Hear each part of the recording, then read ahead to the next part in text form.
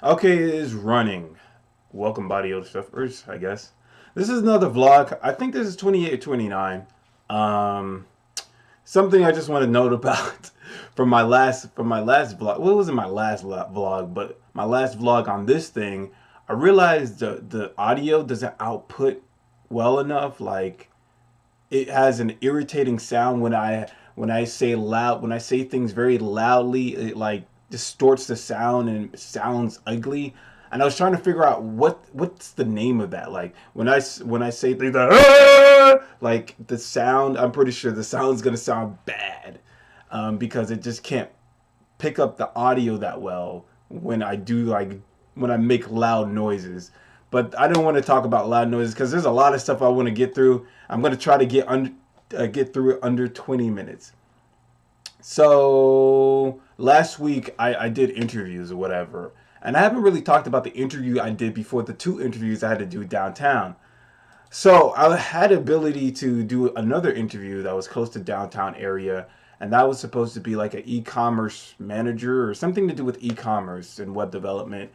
But the thing is, and I just applied to it on Indeed. The thing is, he called me like the next day, and I was like surprised. But when I picked up, and I didn't get the phone, the first phone call, so I called him back. But when I called him, he sort of had like an attitude. Like he had like a very like I don't want to say uppity attitude, but just a very like condescending attitude about me. Like I remember having conversations with him, and he's really trying to cut things short. Like I guess he has a whole gang of list of people, potential candidates that he wants to use.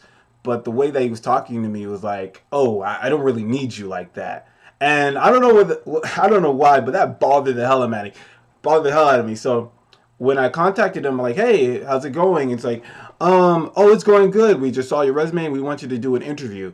And at the time, I'm thinking to myself, "Damn, I got to do an interview." So now I have to eat clean, right? And I need a couple of days. I need a couple of days to eat clean in order to smell less offensive. So I was like, "Oh, damn, I can't do it. I can't do it tomorrow because tomorrow's a Tuesday, and then I have to do some other things." And he's like, "Well, you gotta hurry up because if you don't hurry up, somebody's gonna fill your spot." And I'm like, "Oh, damn, I don't know, maybe on a Thursday." And then he was like, but then I was like, "Wait a second, where are you located?" And he was like, "Oh, well, we're located in this zip code." So I looked it up and stuff, and when I looked it up, he was like, "If you're too far there, I don't really want to deal with you at all." And I don't know, that sort of attitude sort of irked me. And then he said some other stuff that just irked me. So I was just like, you know what? I'm looking for better candidates, and I just hung up and stuff. And I know I shouldn't do that because I'm looking for a job and I really need money. But at the same time, I don't like how certain employers are condescending and they like talk to you any type of way. Maybe you do have more than 10 applicants that are qualified, but I don't give a shit. Don't talk to me that way. Because if he's talking to me that way on the phone, if I actually get on the job, he's probably going to have that same attitude, that same energy, and talk to me any type of way. And speaking about the interviews, let's go to the second interviews that happened on a Friday. So I didn't want to do the marketing assistant job, but I was just applying to anything because I was desperate and whatever. So I applied to that on LinkedIn, and I got a response like that day, which was surprising. But that should have been a warning sign or a red flag immediately. But I was like, I'm looking for a job. This job looks like it could possibly, give me some type of career type money. So I'm gonna get into it. So when I go on that Friday, when I travel all the way downtown. It takes me like 40 minutes to an hour. I get there. I'm completely lost because I barely go downtown. In addition to that, I had this strong, I didn't have a strong, yeah, I had some anxiety, but it wasn't that strong of smelling bad. So, and this is another reason why I hate going downtown because first off, in Miami, there's like meters you have to go through, and when you go through a certain meter, it's called like a sun pass. It deducts money from your bank account, and then even in addition to that, if you go downtown, there's only limited parking spaces, and that costs money. So when I had to go downtown, I had to spend like fucking $20 just to go into a parking garage and to let it stay there for 12 hours so it doesn't get towed. So I had to do that, and so there was just anxiety on top of stress of just losing money, which is the reason why I don't even like going to interviews anymore. But I went to the interview. I went downtown. I was completely confused. I didn't know where I was going. I was using my Google Maps GPS. I'm like, where am I going? Right? Am I going this way? Is this where I'm going? I was lost for like 20 minutes, but then I found the address. And when I got there, I got there like maybe 20 or 10 minutes. I just wanted to go upstairs and see where the place is located. I like to at least go 20 or something minutes before I actually go to the place because I just want to know, okay, this is the right place to go to. So I go up there 20 sort of minutes. I'm like, okay, this is the place. Then I come back down. I wait for like it to be that time. Then I come back up. And when I come back up and finally go into the room, there's just several different people there. It had to be more than 10 different people, ranging from men, women, races, different ethnicities. All of them seemed like they were young, and all of them seemed like they were waiting on a job. For the first 5 seconds, I'm like, I guess everybody's trying to get this job. So then I got nervous because it was still like a small, cramped place, and then I had to walk up to the cashier desk, not front cashier desk, the front desk to do some type of application. But the application was very basic. It should have been a second red flag. But then I was like, whatever. I was still worried about smelling bad because I had to like move around with so many people that were sitting on couches and other places like that. And the annoying thing about it, within the waiting time, like there was music blaring, and it was like techno, electric, pop, funk music or some shit. It was like some generic pop radio music just playing, like, and it's like playing while I'm waiting around, and I'm waiting around next to people, and I'm seeing them. I'm looking at them in the corner of my eye, seeing if they're like reacting to me while this pop music is playing. And I was like, oh my god, this is the worst. So eventually, they started calling people up, and eventually they called me up, and it was like a short white woman. It looked like it was a short white woman who looked like she didn't want to be there. She had that look of like, oh my god, I want to go home face. And I'm like, well, I'm gonna probably upset her even more because of this weird odor that's lingering on me. But I'm like, okay, whatever, because this is the thing I was promising myself. I'm gonna tell the interviewer straight up, hey, I smell bad. Just tell them I have T-Mal, whatever. So I do that. And she guides me into the room. And the funny thing about it was, all she did was ask me basic questions. And when she started asking me these questions and stuff like that, and breaking down exactly what the job is, I started to realize this is not the job I was expecting it to be. And more so, it's just a customer service related job. It's just a customer service job. And some people might want those types of jobs. I hate those jobs. I've done customer service jobs before. And essentially, all I'm doing is trying to resolve issues, upsell certain products, and stuff like that. It's like whatever. And then I had to promise to come back, do the second interview, then do a third interview, then go back and do the training for 4 to 6 months. I don't even know how much they're getting paid, which is a third red flag if I didn't say that. So, and it seemed like they were just hiring people in bulk, which is another red flag to me, because when you hire people in bulk, I naturally think that you're not going to, the job is not of good quality. Now, there probably are exceptions to the rules, but I naturally, I naturally believe like those types of jobs where they just hire anybody. It doesn't even matter if you have a college degree or not. So those types of jobs, to me, I think those jobs are basic, and there's just something bad about those jobs. It's one of those jobs when you finally get into the job, you realize why they hire so many people in bulk. It's simply because the job is really demanding, or so many people are going to quit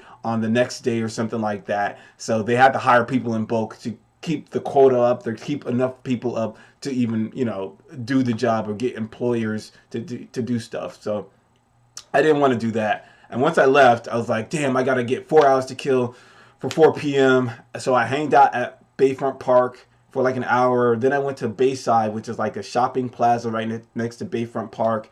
Hang down there. And I was like completely bored throughout those 4 hours. Completely bored. It was so boring that it was painful. It was so boring that it was painful. And at the same time, I didn't want to walk around because I know I have hyperhidrosis, so I sweat easily, and I didn't want to sweat so much. But at the same time, I was bored, so I still walked around. and I did that because I got lost in the second half of the 4 hours. Like at 2 o'clock, I said, fuck it, I'm just walking around because I'm bored. So I just started walking around downtown, and I got completely lost. Even with the GPS in my hand, I got completely lost, and I started sweating. And then people started walking past me, and gave me more anxiety. And I'm like, oh my god!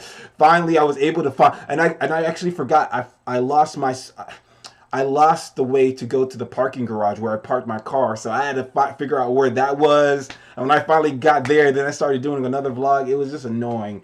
But when I finally got to the interview didn't feel like an interview. It just because there's a certain way people interview you, and it didn't feel like an interview. It just felt like a conversation. So it made me feel like he was interested in me, and I didn't have to do too much stuff to sell myself. But at the same time, he's like, okay, but I want to test you, and I want to get you on a second interview. So can you make it Monday at 1 p.m.? So I was like, yes, I can do that. Um, so I do want to talk about that, but there's some other things that happened before that second interview that happened on Monday, which was the interview with Brittany. The interview with Brittany was very surprising. It was very surprising because I just realized like she was the second person to decide to show her face, and that is very interesting because I thought it was always just gonna be faceless people throughout the course of the interviews. I thought Ben was the only one who was gonna be brave enough to show his face, but then Brittany stepped up and said, "Nah, I'm going in right now." And I was like surprised. Like I thought she was gonna, like with most people, they might show their face a little bit and then they'll click the button to hide their face. Her ass just kept it on. Like, nah, I'm cool. I'm doing it. So I was like, whoa. I was like, she's of another ilk. She's of another ilk, right? So I'm doing an interview with Brittany, and it was funny. It's funny that like I start to think like it's funny that a lot of people who are doing the interviews, they have it less than 3 years, and it makes me think to myself like I wonder what happened to like the 10-year guys or like the 20-year guys if there's 30-year guys. And sometimes I think to myself maybe there's no such thing as the 30-year guys because like they off themselves like after 30 years. It's like I'm not dealing with this shit anymore, and just you know what I mean. I don't know. I just think about that stuff because like I never really hear about 30 years too much. And it also makes me question like when did this all start? Has this always was this type of disease always a thing? You know what I mean? Like when was there ever a point where it just started to skyrocket, and what was the cause of that? But going back to the Britney interview, it was just an interesting interview because at the same time she was like the first woman, and I was like, wow. And this was the first time seeing her. A lot of people don't realize this is the first time seeing her. So when I saw her, I'm like, oh shit. Like, you know what I mean? Like, whoa. And it was like, she's like, hey. I'm like, oh shit, this is crazy. You know what I mean? Because I didn't think, a lot of times when I talk to people on the phone and when I try to do the interview, I never see their face. I never see them at all. So once I see their face, I actually see their face, I'm like, oh, this is what you look like, you know? It's funny because like the other day she sent me some text message saying that do you think that I have T-Mal because I showed this to my friend and she says that she believes that I don't believe that you have T-Mal, or I don't believe that she has T-Mal. And I'm like, yeah, I don't believe that her story is true. And I'm like, I don't know. Like, you know, I do think you have. I don't know if everybody has T-Mal. I don't think everybody has T-Mal. I think I think we have something similar to that, and it just hasn't been diagnosed yet or given a name. But at the same time, with her, I know she reacted badly to seafood, and I know a lot of people who have T-Mal, seafood is a no-no. And she was telling me that story. In addition to that, if I could talk a little bit more about it, like, or just after the interview, that interview took off really well. Like, it took off. And I think it took off because of a couple of things. First off, it was the first woman. And secondly, it was because she showed her face. Like Ben, if you look at the Ben interview and this interview, like those two interviews, they took off rapidly. They took off really well. And I think it's because they showed their face. I think showing your face is a thing, but a lot of times, a lot of people don't want to show their face, and I get it. I mean, like, I get it because there's a possibility that somebody in the future might stumble upon this video and say, "Oh, is that so and so?" And then grab that video and use it to, I don't know, maybe blackmail. I don't know if you're going to be blackmailed. I'm thinking like worst case scenario. Or maybe if you say something fucked up about your employer or fucked up about your family member, they could take that video and then possibly blackmail you and say, you better give me $50 or I'm gonna send this to mommy, or I don't know. And yeah, so I think that's like the worst case scenario.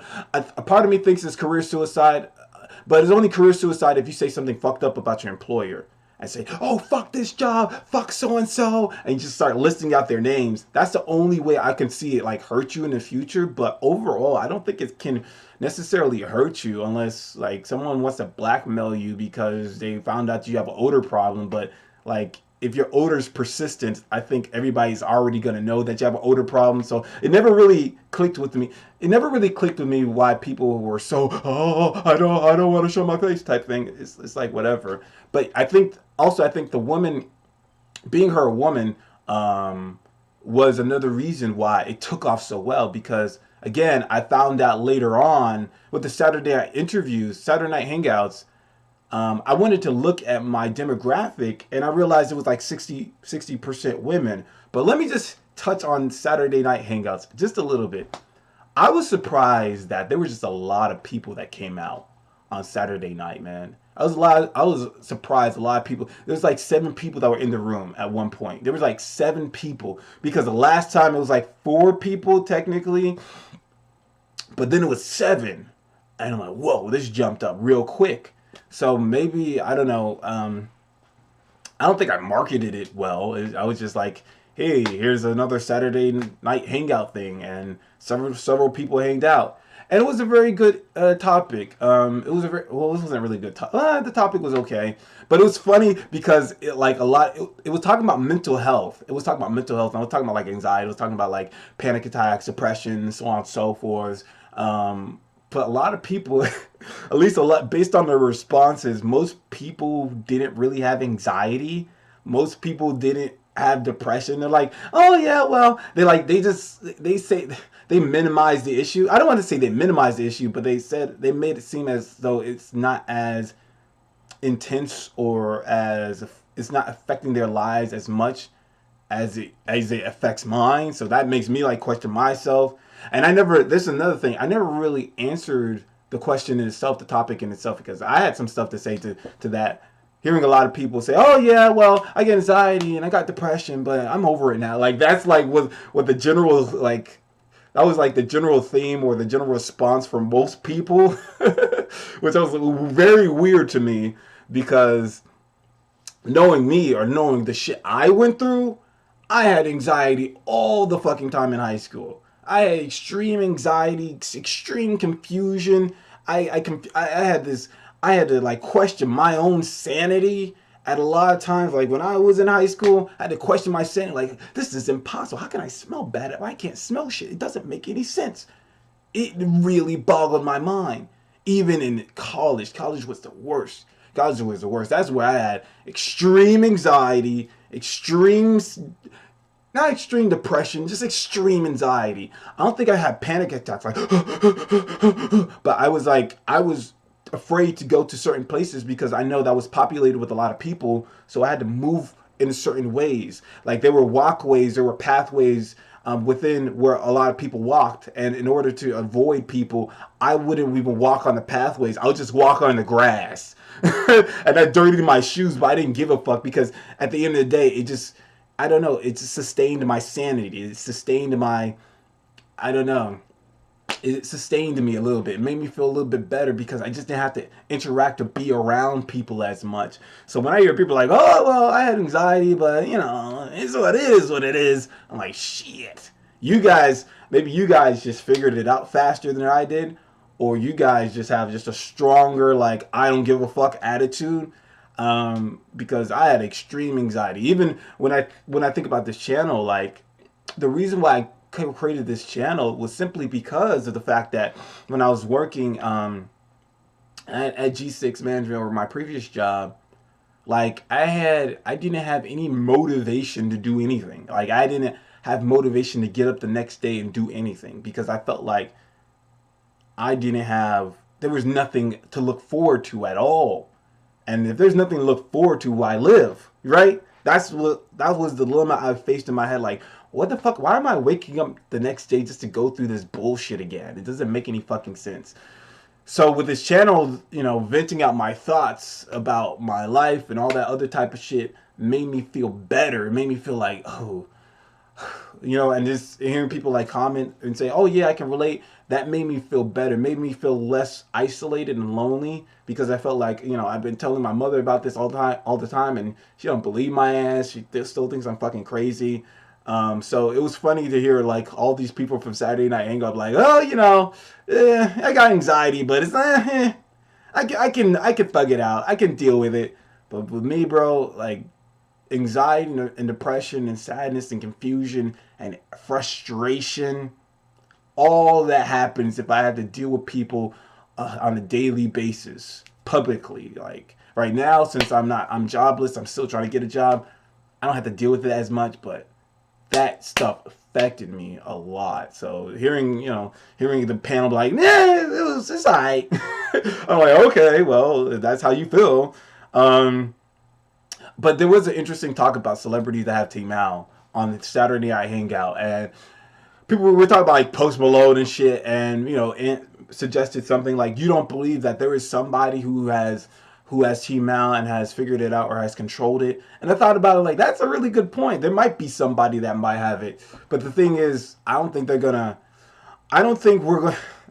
ever going to say anything at all, because they're just going to think, oh, I just have chronic bad breath. I just have chronic body odor. And they figured it out by eating some type of diet that completely reduces it.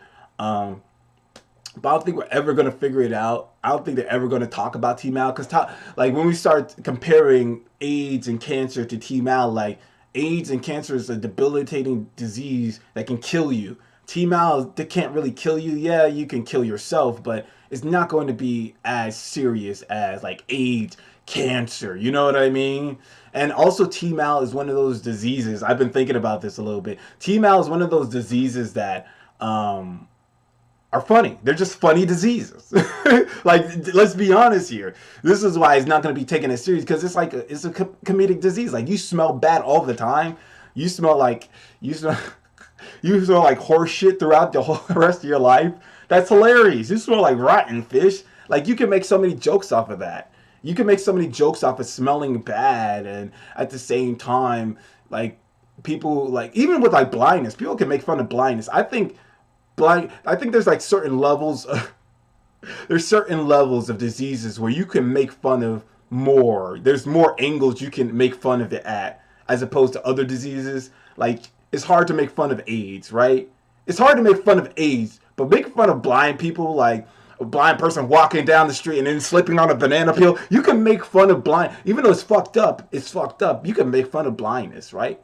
Here's another thing I've been thinking about. Oh man, how long is it? It's 23 minutes long. Jesus Christ, I really wanted to go through this stuff. This is gonna be another 30-minute vlog. Fuck.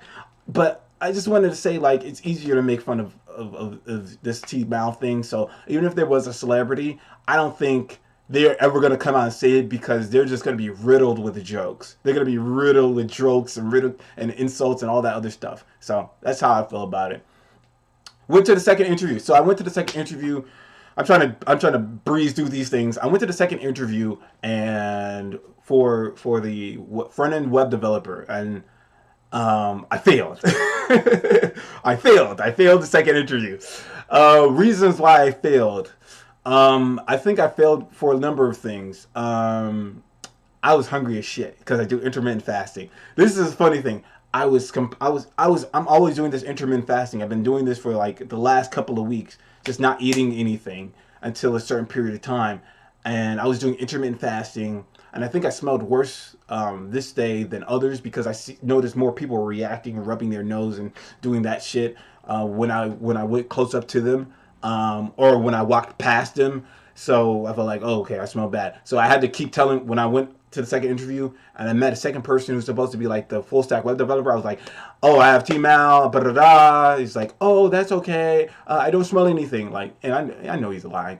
But the reason why I think I failed is simply because I don't think I felt like they tested my PHP skills, and I don't think I'm as strong as PHP as I am in JavaScript. I know this is, a lot of people don't know what that is. Nerd talk. So people don't know this shit. It's okay. I just have to just say, I don't think I'm as strong as PHP as I am in JavaScript. Like when I was trying to really learn how to do JavaScript, I'm trying to like learn all the methods. I remember like in 2015, 2016, I was trying to learn all the methods to JavaScript so I could really have a good grasp on it. I remember watching so many videos about JavaScript and then trying to apply it and practice it. But with PHP, I never really tried to have that same energy, put in that same amount of effort into trying to learn how to do it. I just did basic stuff with it, like, just storing things in a database. And then I'm like, oh, okay, I did it. I learned PHP now. But within the test, like, I had to create a form,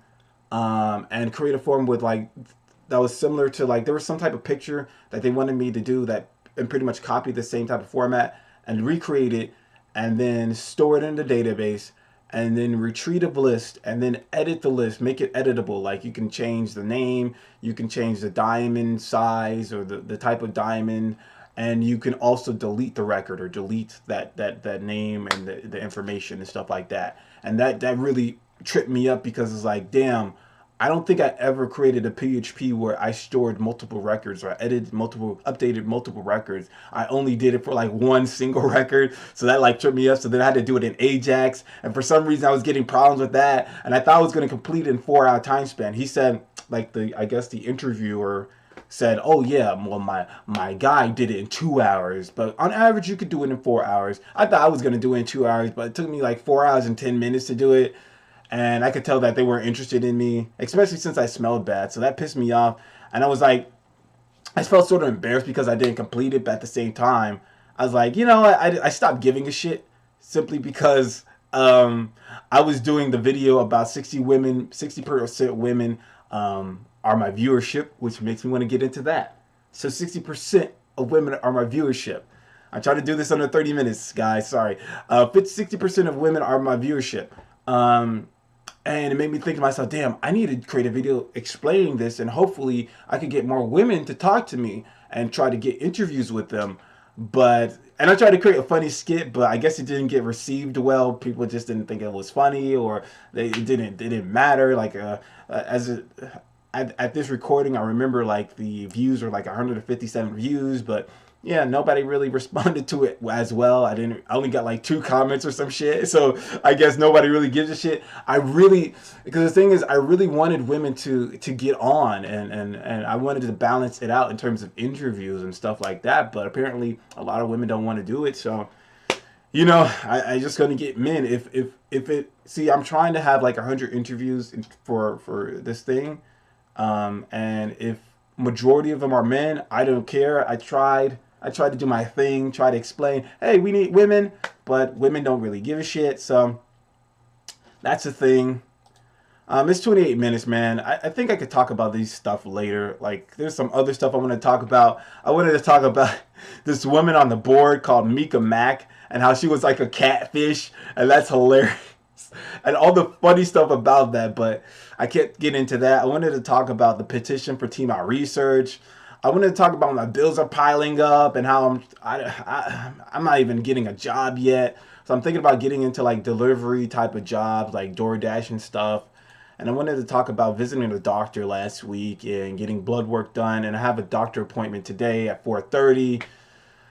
But I can't get through all that stuff. So I'm just going to end it right here. Salute.